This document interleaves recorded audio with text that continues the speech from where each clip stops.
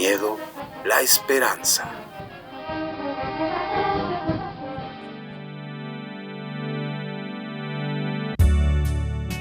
La responsabilidad es nuestra. ¿Qué puedo hacer para cuidarme y limitar los contagios?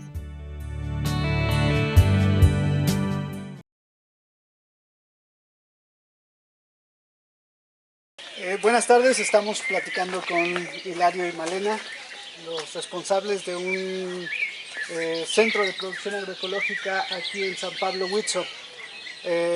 Ya hicimos una entrevista con las compañeras de la Unitierra, todos lo señalan a ustedes como los principales responsables de la producción agroecológica en este municipio. Entonces queremos un poco que nos cuenten cómo iniciaron en esto de la producción agroecológica, por qué empezaron a producir así, por qué no seguir con la producción con químicos, ¿por qué? Bueno, hace bastantes años, ahí por 1985, 86, sembrábamos jitomate a cielo abierto, con cantidad de fertilizantes químicos, insecticidas, fungicidas, bactericidas. Pasaron los días y en el año de 1993, 94 más o menos, tuve un problema con el sistema nervioso central. Pero un poquito antes de que llegara ese momento de enfermarme del sistema nervioso central, pues ya no se daban las plantas. Sembrábamos los tomates y lo único que se enchinaban y ya no había producción. Igual los miltomates y lo que sembrábamos se echaba a perder. Entonces, ¿cómo hacerle para poder tener la cosecha? Y de ahí empezamos con algunas ideas de cómo hacerle para poder pues, producir de otra manera diferente, que no nos generara tanto gasto y que pudiéramos estar pues más o menos bien, ¿no? Ya no tanto tener una solvencia económica fuerte, sino más bien cómo estar mejor uno, ¿no? Y entonces ese fue como el arranque, ¿no? De ahí empezamos a hacer como unos ejercicios de probar cosas nuevas, inventando cosas nuevas. Hay gente que luego platica y dice el azúcar es bueno para matar gusanos, por ejemplo, ¿no? Y tú dices, pero ¿cómo el azúcar lo va a matar, no? Entonces cuando llega a mi oído eso y digo, pues vamos a probarlo a ver últimamente qué puede uno perder, ¿no? Entonces hice una prueba ahí con el tomate y resulta que sí, se controla. Y nos preguntamos, ¿a poco los va a matar? Pues no. Fíjense cómo cuando hice esta aplicación de azúcar, llegaron cantidad de insectos al área que le pusimos el azúcar. Y en las matas de miltomate que tiene su cascabel, ahí entraban esas avispas, sacaban a los gusanos y se los llevaban. Eso estuve observando. Entonces hubo control del gusano. No tanto porque lo matara, sino que llegaba mucho insecto por lo dulce. Y eso hizo pues otra cosa distinta. Ahora con el conocimiento que tenemos nos damos cuenta de que con el azúcar también se desarrollan otros hongos. Y que al comer el azúcar en la planta, en la hoja de la planta, el gusano, pues lo que va a hacer es enfermarse y les provoca diarrea. Y un gusano con diarrea es un gusano que deja de comer. Entonces eso observé hace muchos años. Después de esto que tuve el problema que les comentaba del sistema nervioso, eso fue como decir basta ya, no más insecticidas, no más fungicidas, no más fertilizantes, porque aunque el médico decía que no era consecuencia del uso de insecticidas, en los insecticidas en la parte de abajo con letras muy pequeñitas dice que afecta al sistema nervioso central, la mayoría de los insecticidas. Entonces ya no hay más que pensarle, fue ese el problema. Y empezamos a trabajar más en serio en cómo poder resolver nuestros problemas. y empezamos a buscar formas de cómo hacer nuestros propios abonos, nuestras propias compostas. El abuelo dejaba amontonado su abono y ahí se podría hasta alcanzar un color negro o café, y así se incorporaba al suelo. Entonces cuando llueve se pone y le toca la humedad al abono, se pone blanco y empieza a desprender un olor distinto. Entonces ahí con la orientación de otras personas, pues dice, pues se puede acelerar el proceso y puede descomponerse más rápido, y empezamos a hacer compostas, a compostearlo de esa manera. Y la primera composta pues fue una locura. Primero porque no sabe uno, no conoce uno cómo, en qué momento vas a ocupar esa composta. Y sembré chile poblano y sembré frijol ecotero. Cuando según ya estaba buena la composta, fui y le puse un puño de esa composta al chile y al frijol. Y como a los 3 días las plantas pues ya estaban muertas. Porque todavía, ahora lo entiendo, la composta no estaba madura. Y eso fue un aprendizaje que costó dinero, pero si decía yo, si tuviéramos una persona que nos orientara y que nos dijera, fíjate, aquí es el momento exacto para que puedas utilizar tu composta, pues las cosas cambiarían. ¿Qué es lo que nos está pasando ahorita? Ahorita tenemos ya, vamos a decir, la asesoría, la orientación de poder decir tu composta y ya está. Primero la práctica y luego que hay otras personas que ya tienen un conocimiento más avanzado y que nos pueden ayudar, ¿no? Entonces ahí empezamos. Lo primero que hicimos fue composta y de ahí empezamos como que a buscarla. Decían la urea orgánica, pero ¿de dónde la sacamos? Y uno te pone a pensar, ¿no? ¿De dónde puedes sacar la urea orgánica? ¿Cómo hacerle para tener esa urea? Entonces los abuelos decían que cuando la vaca se orinaba, o el toro se orinaba, y caía en el suelo, que tenía su piso de cemento y caía en el suelo, eso se lo aventaban al abono para que se incorporara ese nutriente. Entonces la idea fue recolectarlo y empezamos a aplicar esa urea. Yo empecé a usarlo fresco, así sale, y aplicarlo luego en las hojas. La verdad que no funciona así, sí se quema la planta, pero si le damos un poquito de más tiempo, 8 días, 15 días, las cosas van cambiando. Entonces todo eso fue como parte de mi aprendizaje, y decía yo, no, sí está, pero ¿cómo mejorarla? ¿No? Entonces empecé por ahí, luego dije, bueno, si el de la vaca sirve, el del toro sirve, ¿por qué la nuestra no? ¿No? Entonces empecé a recolectar lo que es la urea nuestra, y pues empezaron más fuertes las críticas, ¿no? Porque cómo vamos a estar haciendo ese tipo de labor. Así que dejé de hacerlo, ¿no? Bueno, entonces por ahí empezamos. Luego empezamos a probar lo que dice, mi abuelita agarraba el guajolote cuando estaba enfermo, y agarraba un ajo, lo pelaba y se lo metía en el pico y se lo pasaba al gallo y sanaban.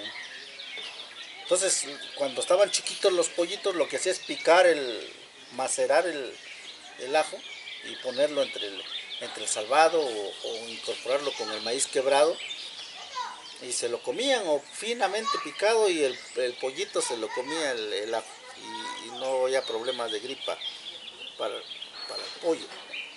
Entonces pensando en eso, bueno, ¿por qué no ponerlo en la planta? ¿Por qué no hacer un macerado, de macerarlo, sacarle el juguito? Entonces tomé una cabeza de ajo, lo machuqué, lo puse ahí en el agua, y al otro día lo apliqué, ¿verdad? Y se quemó. Entonces algo está pasando, hay que dejarlo un poquito de más tiempo. Y ahí fue me pareció muy, muy interesante y muy fascinante esto, porque sembré unas matas de tomate que ya se enchinaban, y cuando le puse el ajo vi que se abrían, y dije, algo tiene esto que mejora, pues, ¿no?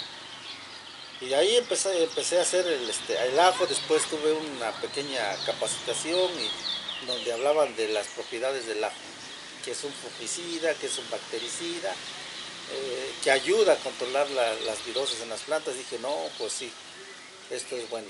Y así que lo machaqué, le puse el ingrediente de alcohol para extraerle todo el ingrediente activo del ajo, y a los 3 días empezamos a hacer las aplicaciones sin ningún problema. Puedes ponerle puro el ajo así, no le pasa nada, pero si lo pones fresco sí es problema.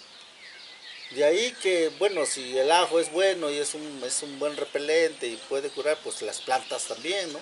Este pirú que tenemos aquí, pues nos puede ayudar, si lo maceramos nos va a ayudar, pues no. La cuestión es que tenemos que observar qué es lo que está pasando con la planta, qué es lo que está pasando con los insectos también, ¿no? Si se asustan o no se asustan, si se quedan, cómo se comporta la plaga cuando nosotros utilizamos esos productos. Y esto en ese tiempo era una locura, ¿verdad?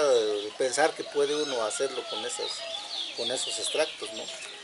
Y pues pasaron los días que enfermé, la convalecencia, que no estuve 1 mes ni 2 meses, sino prácticamente 1 año sin trabajar, sin saber qué hacer, y con la cuestión económica, ¿no? Vendí la yunta, empeñé la tierra, pedí dinero prestado para recuperar mi salud, me gasté todo el dinero ahorrado que tenía yo, y ahora ¿cómo le hacemos para seguir produciendo?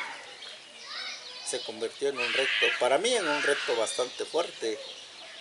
Luego las semillas, si queremos sembrar semillas de jitomates, salen caras, las calabazas cuarentenas salen caras, y luego pues no se tiene el rendimiento que se requiere, y un montón de problemas que nos hizo pensar, y que decía, bueno, yo estoy sosteniendo la agricultura, y mi abuelo no la sostenía, mi abuelo vivía de la agricultura, entonces algo ya estaba yo haciendo mal, que el abuelo no lo hacía, y es el como que ir teniendo nuestras propias semillas, y irlo entendiendo, irlo aplicando, que requiere de tiempo, ¿verdad? De mucha paciencia, de ir viendo cómo puedes hacerlo, y sobre todo cómo puedes mejorarlo. Sí, hasta aquí. A ver, nada más quería... ¿Tú cómo viviste ese periodo, ese momento en que estaban en crisis, en que querían producir pero no había como muchas posibilidades? ¿Tú cómo lo viviste? Pues ya con hijos ya es bastante difícil, ¿no? Bastante difícil, angustioso, preocupante. El saber que la economía está mal, ¿no? Porque te casas ilusionada, ¿no? De que todas las cosas van a estar bien, ¿no? Y se casan y fueron felices. Y no es cierto, ¿no? Pues esta enfermedad sí realmente fue bien difícil para nosotros, porque pues imagínate, él es el que traía la entrada y yo me encargaba de cuidar a los niños, y resulta que ahora tenía yo que cuidar a 3 niños, ¿no? Y sin recursos, ¿no? Pero como él dice, ¿no? Empezamos a ver más allá, ¿no? ¿Qué es lo que tenemos, ¿no? ¿Qué es lo que tenemos? ¿Qué es lo que hay en nuestro patio, en nuestro traspatio, ¿no? Y de allí la idea de Hilario, ¿no? El empezar después de la enfermedad, el empezar a sembrar nopalares, no sé, unas calabazas, todo lo que pues podríamos nosotros cultivar sin mucho esfuerzo, que nos proporcionara alimento a nosotros, y si había de más, pues venderlo, ¿no? Ahí empezó pues esa idea, ¿no? De un poco comercializar lo que teníamos de más, ¿no? Que de comercio yo no sabía nada, porque realmente yo nunca me había dedicado a las ventas. Pero sí te digo, fue un tanto difícil, pero pues era un reto, ¿no? Y ahí aprendimos que los problemas ya no los íbamos a ver como tal, ¿no? Sino los íbamos a ver los problemas como un modo de saber salir adelante, ¿no? De siempre como un reto, ¿no? Como un reto de poder salir adelante de todo lo que nos estaba sucediendo en esos momentos, ¿no? Y veíamos que realmente sí se puede, ¿no? Sí se puede, porque a veces estamos tan mal acostumbrados a únicamente comprar y comprar y comprar y comprar. Todo lo compramos o todo lo queremos comprar, ¿no? Todo, ¿no? Y como decía Hilario, ¿no? A veces olvidamos todo lo que nuestros abuelos nos enseñaron, ¿no? Sí, en la casa de mi mamá, era un jardín del Edén, ¿no? Porque mi mamá tenía hierbabuena, tenía orégano, tenía cilantro, perejil y flores como no te imaginas. Entonces, pues eso teníamos que hacer nuevamente, ¿no? Eso, teníamos que volver nuevamente a ver eso, ¿no? Que no vayas a comprar un nopal, que no vayas a comprar un cilantro, un epazote, ¿no? Sino que vayas y te des ese gusto de cortarlo, ¿no? En tu propia casa, en tu jardín, ¿no? Es sano, ¿sí? Es práctico y además es saludable porque tú sabes cómo lo estás cuidando, ¿sí? Entonces, eso es lo que nosotros empezamos a hacer, ¿no? Empezamos a hacer y de allí es como iniciamos esto, ¿no? Primero en pequeño, ¿no? Primero en pequeño y ya después pues un poquito más grande, ¿no? Hilario perdió también, aparte de esa siembra de chile, una siembra de chile de agua, ¿no? Una inversión bastante grande, pues por la semilla y todo lo que él invirtió de químicos, y no recogimos nada, ¿no? en esos chiles de agua. Y sin embargo, cuando empezó a probar el bendito ajo, ahí en una parte, en el paticito, allí enfrente donde está la biofábrica, ahí sembró chile de agua, ¿no? Y era pequeño, pero recogíamos un bote diario, creo, de chile de agua, muy bonitos. ¿Y cómo se lo llevó? Pues con ajo, ¿no? Con ajo desde que puso la semilla, desde la nacida, ¿no? Con ajo y ajo y ajo y ajo y algunos de sus otros menjurjes que hacía. Y entonces veíamos, ¿no? O sea, no vamos a pensar en sembrar un terreno enorme para juntar mucha producción y mucho dinero, no. Vamos a pensar en pequeño, ¿no? En pequeño, ya lo que no aguantes a comer, bueno, lo vendes, ¿no? ¿Sí? Y vimos que nos empezaba a dar resultados, ¿no? Vimos que sí nos empezaba a dar resultados. Así es. Quisiera volver con una cosa que dijiste tú, cuando empezaron a pasar esta etapa, lo que dijiste era que había que entender la tierra y que además tu abuelo vivía de la tierra y tú estabas invirtiéndole a la tierra, ¿no? Tú estabas manteniendo la tierra y tu abuelo se mantenía de la tierra. ¿Qué entendiste? Primero que creo que lo malo que estaba haciendo es querer sacarle a la tierra lo que realmente no le estaba dando. En este caso, lo que mi abuelo hacía es ponerle mucha materia orgánica, algo que yo no estaba haciendo. Eso. Y luego entender que el suelo está vivo, que tiene vida, y que lo que estábamos haciendo es matar el suelo, matar la vida, ¿no? Ahora entiendo mejor muchas cosas, ¿no? Si el suelo está vivo y está sano, la planta está sana. Y si tú te comes una planta sana, la consecuencia es que vas a estar sano. Si te comes una planta que está enferma o que tiene toxinas, vas a intoxicar tu cuerpo. Si está sano, la respuesta es eso, entenderlo, que tenemos que vivir de eso. Y tal vez el abuelo no pensaba en tener dinero, no sé cómo tener la troja llena de maíz, de frijol, ¿no? Y ahora nosotros lo que no entendíamos del abuelo es que nosotros queremos tener la cartera llena, ¿no? Y eso no es. El asunto es que podamos vivir. Todo el dinero que yo invertí en mi salud, yo creo que ahorita prefiero estar sano. Y algo que me dijo el médico que no se me olvida, si quieres seguir sano necesitas comer frutas y verduras y de preferencia cultívalas tú. Entonces de ahí empecé a sembrar. Lo primero que sembré fue una hilera de nopales, una que otra calabaza criolla. Y de ahí dice, el amaranto es un superalimento y empezamos a sembrar que en la macetita, que un puñito para acá y empezamos a comer. ¿Tú te imaginas estar una semana sin comer? No te lo imaginas. ¿Sabes qué se siente? Tampoco. Y yo no quisiera que pasara de nuevo. ¿No? ¿Sí? ¿Por qué? Porque es tan difícil y tan complicado a veces el no entender que teniendo en el espacio la forma de cómo sacarlo, pues no lo hemos entendido. Por eso es que no. Ahora les comentaba en alguna ocasión, ¿no? Si sembramos una papa en la maceta, pues ya una papa está representando otras papitas que pueden ayudarnos, ¿no? Y no sabes qué alegría me da a mí cuando ofrezco algunos productos y me dice, tengo en la casa. Tengo una lechuga, tengo un rábano, tengo esto, tengo aquello. No quiere decir que están entendiendo que hay cosas que son importantes, ¿no?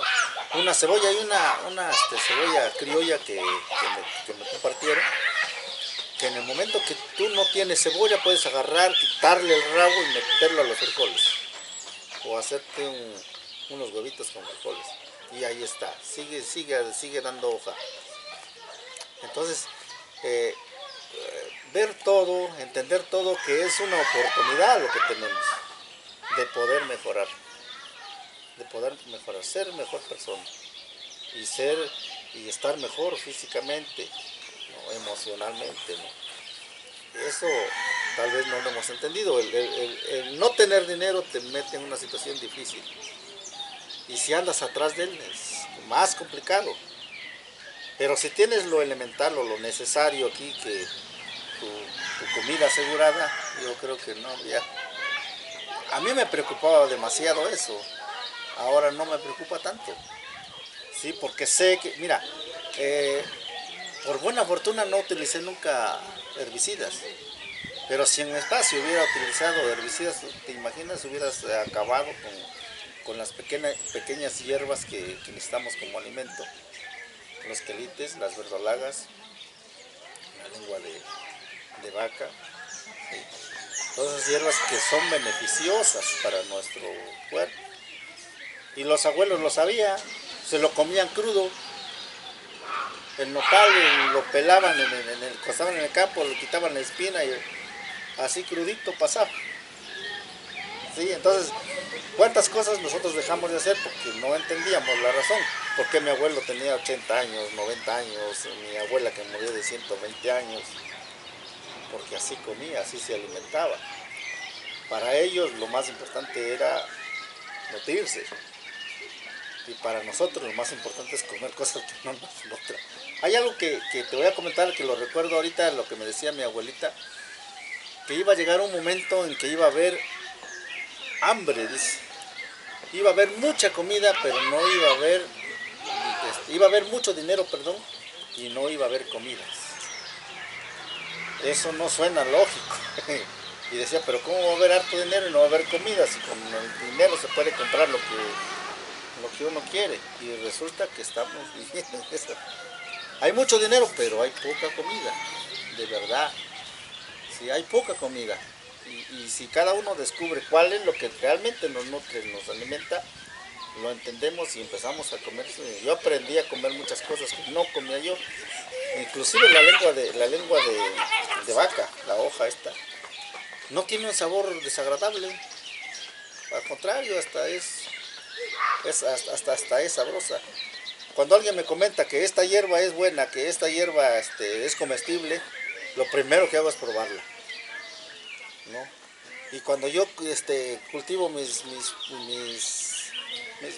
plantitas, el primer tomatito, órale, está una cosa deliciosa, ¿no?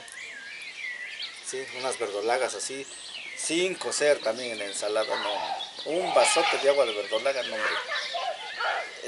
no le pide nada a ningún refresco, ¿verdad? Porque pues, no se puede, no lo debemos de comparar, ¿verdad? Pero es altamente nutritivo, ¿no?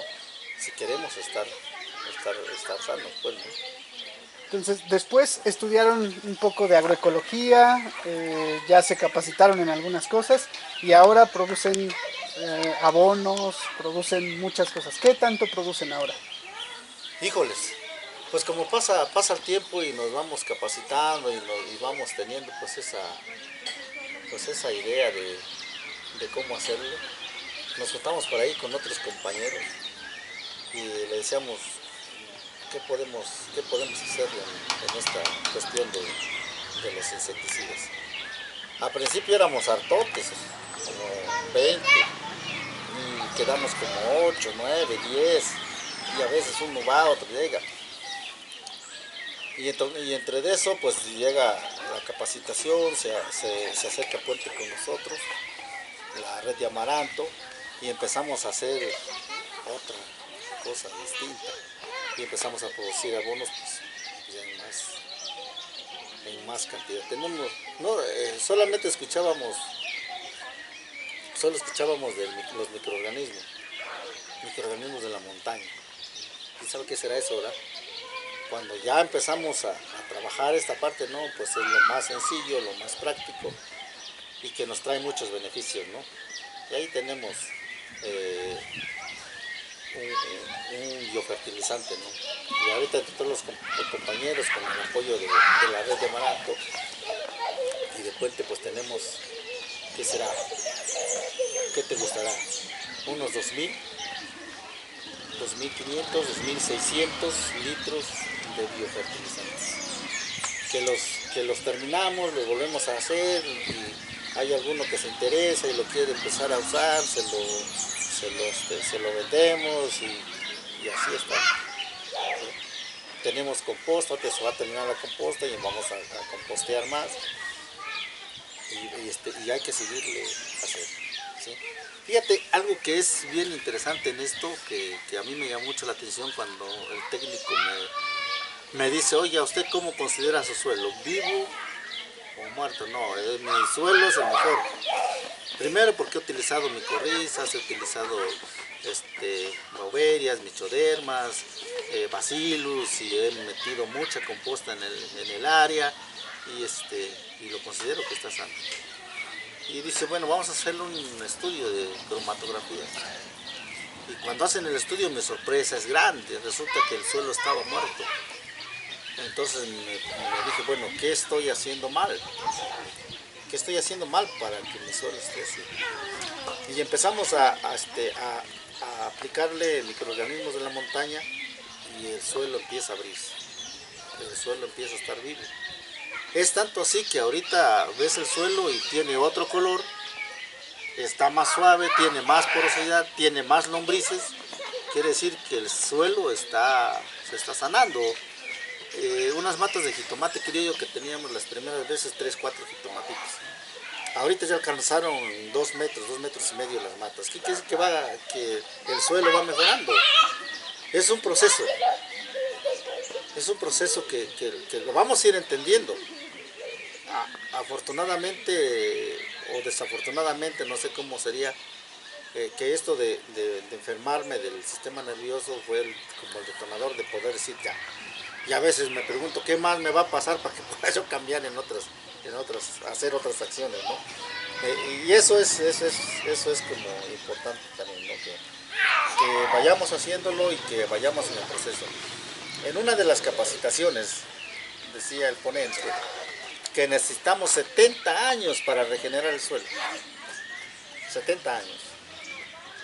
Entonces imagínate, si tengo 50 y 70, 120, ya se me acabó el tiempo. Entonces tengo que hacerlo ya, tenemos que hacerlo ya, ¿sí?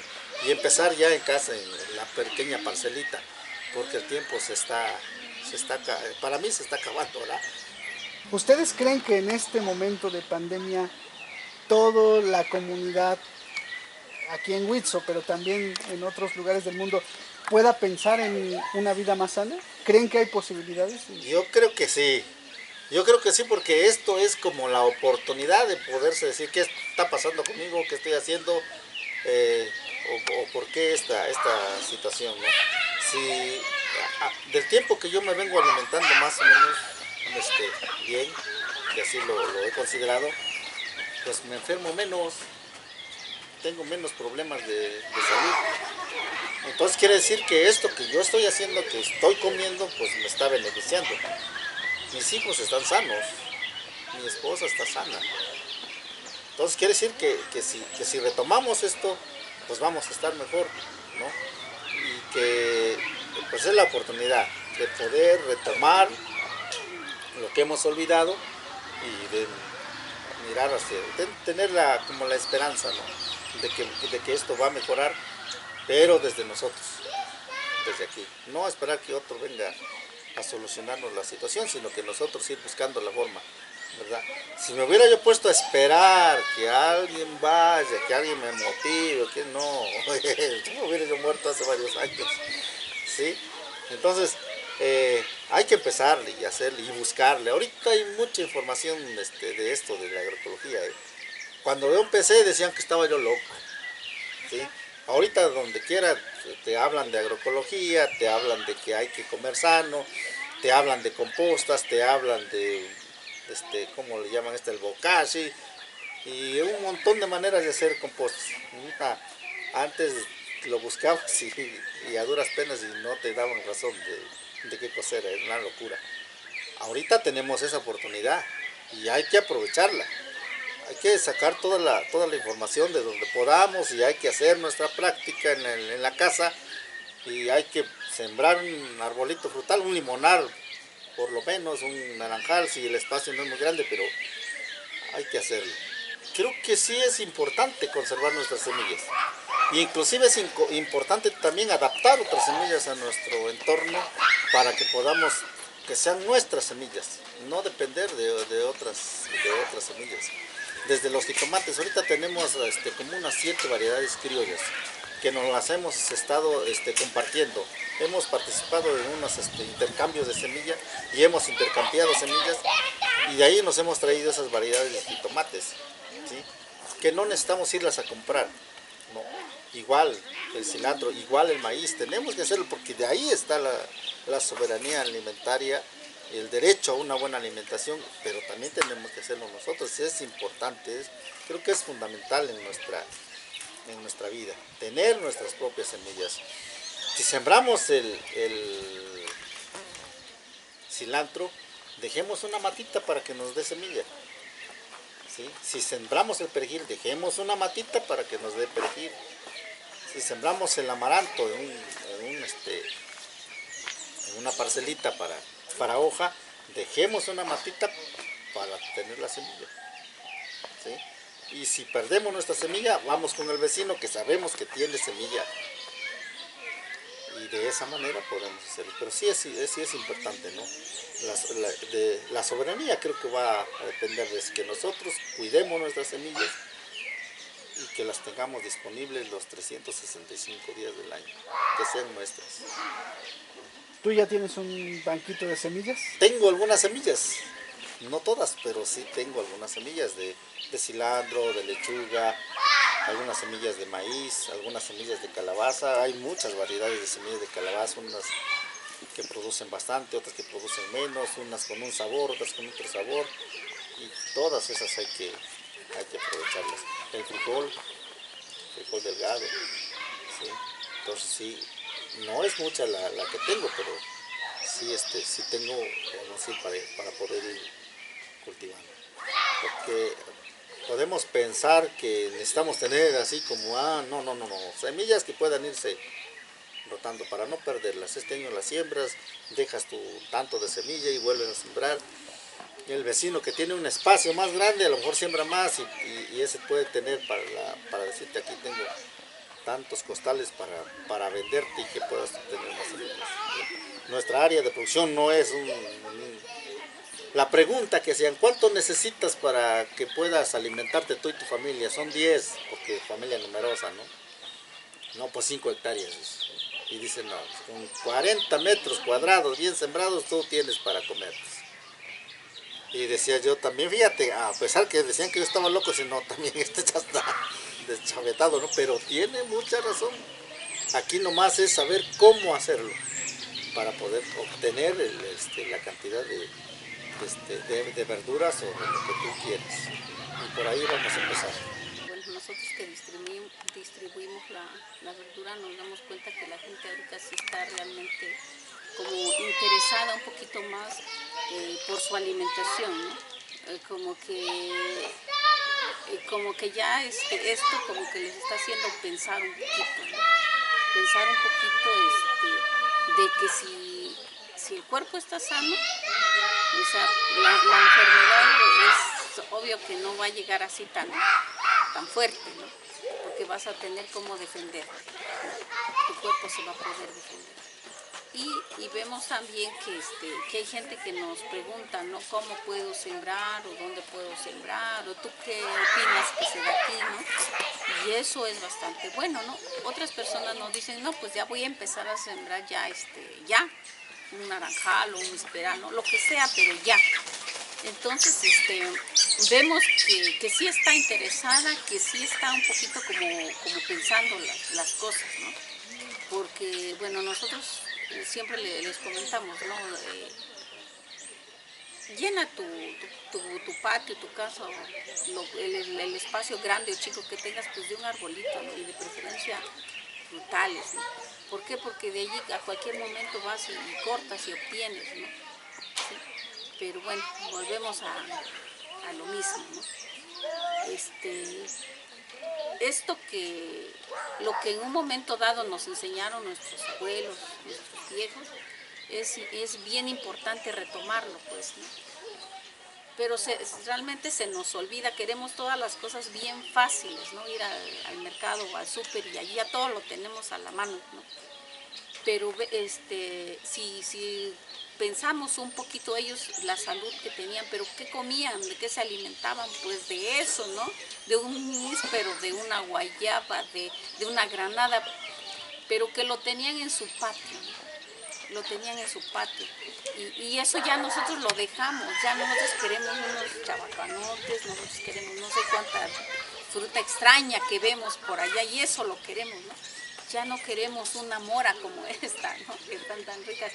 No, ya no queremos eso, queremos otra cosa. Y entonces es esto que está pasando, yo pienso que sí, la gente ya está reflexionando, ya está repensando las cosas, ya está viendo de qué manera, ¿no? De qué manera podemos sobrevivir a esto que nos está pasando, ¿no?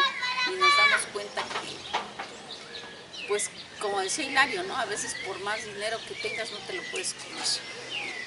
Y que sin embargo en tu patio tienes una mata de pasote, de perejil o un arbolito frutal, bueno, ahí tienes tu alimento y sobre todo que tú estás viendo cómo está. Así es, algunas de las cosas también que me han motivado mucho, que he pensado mucho, que he reflexionado mucho en la alimentación, es que hay niños con diabetes, hay niños con cáncer. Y ahí yo no estoy de acuerdo, yo pienso que está la alimentación, que es la alimentación. Pienso así, tal vez esté equivocado, pero pienso que sí tenemos que hacer algo por nosotros, por los hijos, por los nietos. Si ya destruimos esta parte hermosa hasta ahorita, pues hay que retomarlo y hay que intentarlo, hay que hacerlo de nuevo. Hay que hacer del espacio donde vivimos en un paraíso, donde tú puedas jalar una naranja, una toronja, una mandarina, un níspero, un mango, que puedas hacerlo, pues, ¿no? Y que puedas decir, tiene gusanito, pero lo hiciste a un lado, sabes que está bueno, ¿sí? Y te lo vas a comer con tanta alegría, ¿no? Que tengas ahí una platanera y que puedas decir, va a estar bueno mi platanal, ¿no? Que tengas unas 2 o 3 matas de café, con 2 o 3 matas de café es suficiente para que tomes todo el año. Cuando llegue a la edad de producción, seguro que sí te va a responder la matita, de verdad, ¿sí? ¿Y ustedes están dispuestos a compartir su conocimiento para que otros también lo aprovechen? Híjoles, yo creo que sí, ¿no? Sí.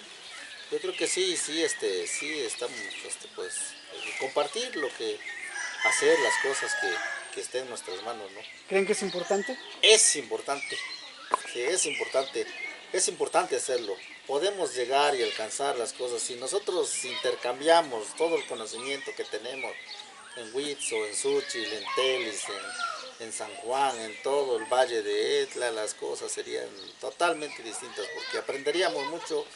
De verdad que hay mucho conocimiento en nuestro entorno y habría que aprovecharlo y habría que hacerlo sobre todo, ¿no? Cuando nos comamos nuestra primer cosecha, vamos a decir, sí se da, ¿no? Sí se da. Y es aprender siempre.